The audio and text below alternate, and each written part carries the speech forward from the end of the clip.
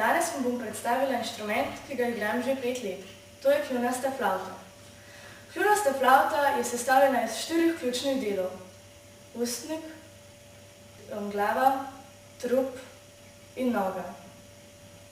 Sodi v družino pihal, med katerimi je tudi najstarejši inštrument. Poznamo pa jih več vrst.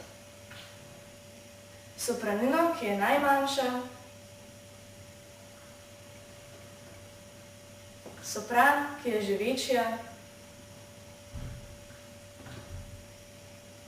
alt, ki je že kar precejšen,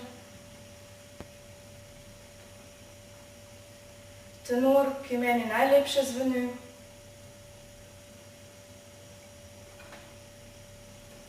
in še bas, ki je največja med flavtami in je edina flavta, ki jo igramo v basovskem ključu.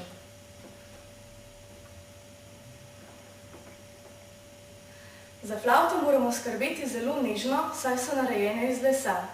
Ko odigramo in ko jih hočemo pospraviti, jih vedno očistimo znotraj. Pomagamo si s palčko. Prav tako jih ne smemo pustiti na radiatorju, soncu ali mrazu, kjer se lahko zvije ali zlomi. Kot sem povedala že prej, flavta spada v družino pihal, njeni sorodni inštrumenti pa so prečne flavte, oboje, klarineti ter pikolo. Zmožne so tudi velike višine.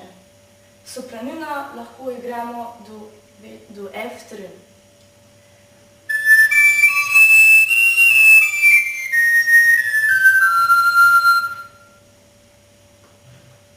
Sopran lahko igramo do C3.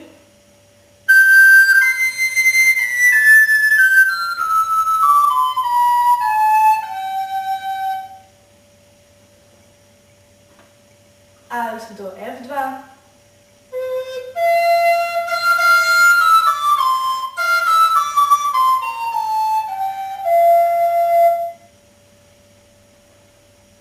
Tenor do C2.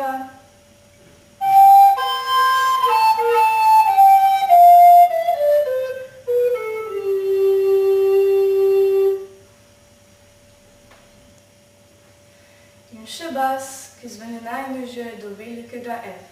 Zveni pa takole.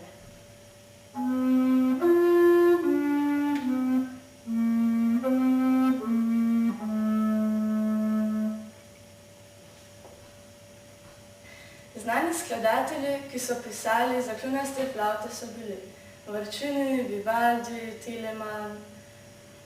Izvajalci pa so Hans Brüggen, slovenski pa so Klemen Ramovš in Mateja Bajt. Zaigrala bom drugi stavek Guarcianijeve sonate Allegro.